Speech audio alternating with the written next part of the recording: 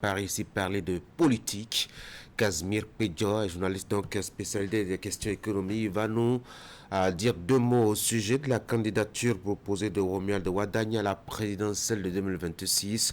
On va l'analyser sous deux angles. D'abord, l'angle du ministre de l'économie et des finances réussi, de Patrice Talon. Quel intérêt pour un Bénin et surtout comparativement à l'histoire du Bénin démocratique avec ses deux anciens présidents du domaine des finances. A-t-on vraiment des chances, en tout cas, d'avancer quand on a connu un certain Nicéphore Dieudonné Segoulou et un certain Boni Yahi à la tête du Bénin? On fera les échanges tout à l'heure. Et puis l'autre aspect qui pourra intéresser justement Casimir Pédium, c'est le volet jeune collé à l'actualité de la candidature de Romuald Wadagni. Est-il vraiment jeune dans le fond? Et s'il est vraiment jeune, comment est-ce qu'il aborde des questions jeunes? Il nous dira deux mots. Et puis le second invité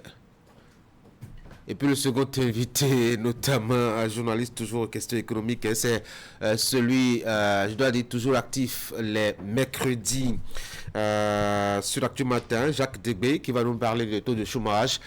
Quand on évoque les chiffres, beaucoup de réactions. Alors, parle-t-on de chimère là ou c'est vraiment une question d'actualité? Nous dira deux mots. Et puis, puisqu'on va faire complet, on va parler économie toujours en restant sur le volet quitus fiscal. Toujours concernant la présidentielle de 2026, il y a un grief que les démocrates portent contre le système et le procédé d'obtention de quitus fiscal. On dira deux mots lors de nos débats. Bienvenue à tous.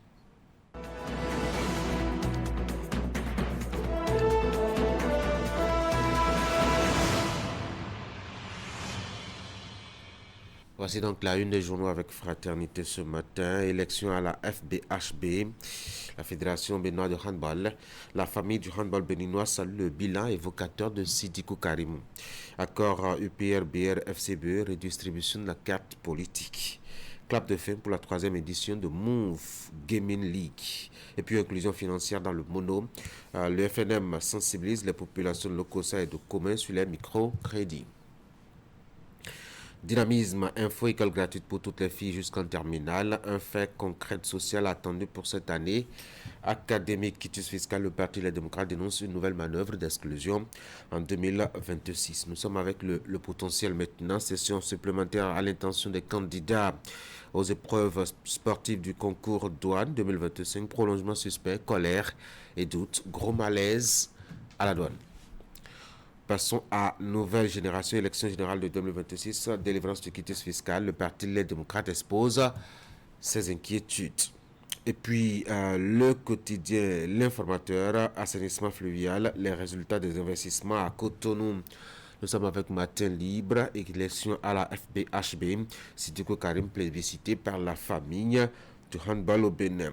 Élection au Bénin, fichier électoral, guide du rapport de l'audit. Le journal attend en tout cas d'avoir des éléments à ce sujet. Nous passons à la boussole pour continuer à l'Université publique du Bénin, les cours en ligne bientôt généralisés. Info matin. Abou Mekalavi, lancement officiel de la rentrée scolaire. Angelo Arandinou, sacrifié à la tradition. Le journal Le Grand Jury, reprise de l'année scolaire dans la 6e circonscription électorale. Aucun acteur politique élu dans la commune d'Abou Mekalavi au secours des parents et apprenants.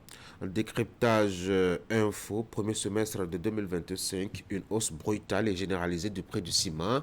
Au Bénin, l'indépendant pour continuer rentrée scolaire 2025-2026, des classes sûres et rénovées dans les collèges. Voici la cloche, programme d'assainissement pluvial de Cotonou, des investissements ciblés pour une gestion durable des eaux urbaines.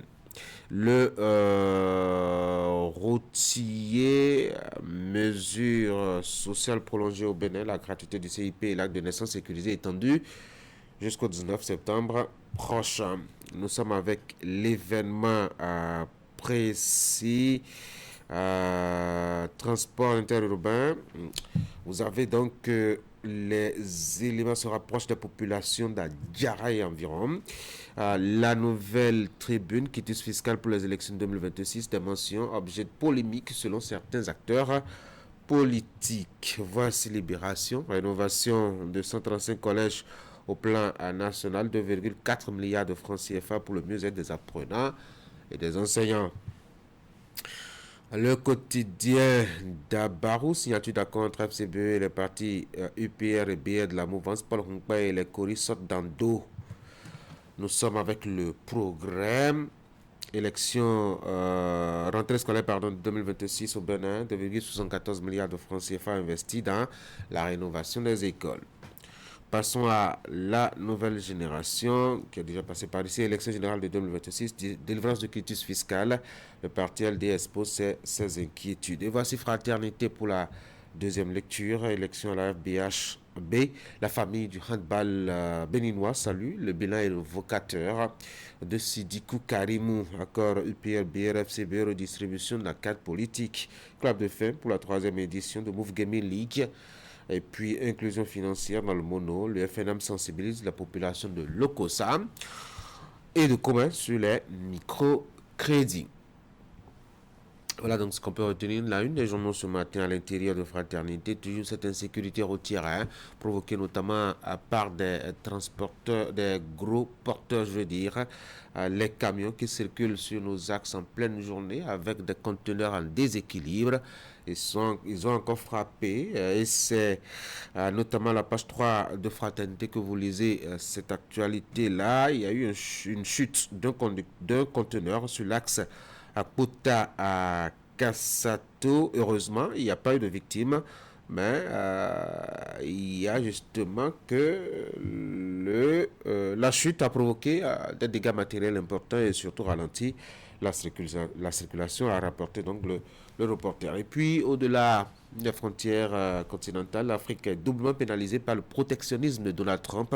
Alors, sur quel plan, etc., vous avez quelques éléments intéressants liés à la gouvernance Trump qui impacte sérieusement la vie des pays au sud du Sahara en Afrique. Vous avez par exemple l'expiration de la Goa qui provoque quand même une perturbation dans, je dois dire, la possibilité d'exportation de produits vers les États-Unis et bien d'autres choses qui pourraient vous intéresser, vous aider à analyser la tendance économique actuelle à partir donc des effets de la gouvernance Trump du monde.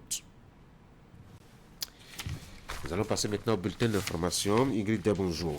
Oui, bonjour et bienvenue à tous. On va ouvrir avec une note politique. Le parti Union progressiste, le Renouveau, le Bloc républicain et les forces corées pour un Bénin émergent, c'est leur destin pour les élections de 2026. Un engagement qui se traduit par la signature de deux protocoles d'entente portant coalition parlementaire et accord de gouvernance.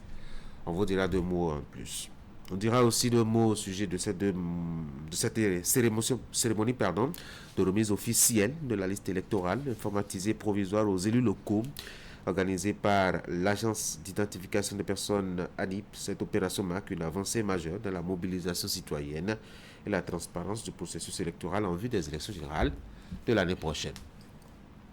Voici le bulletin.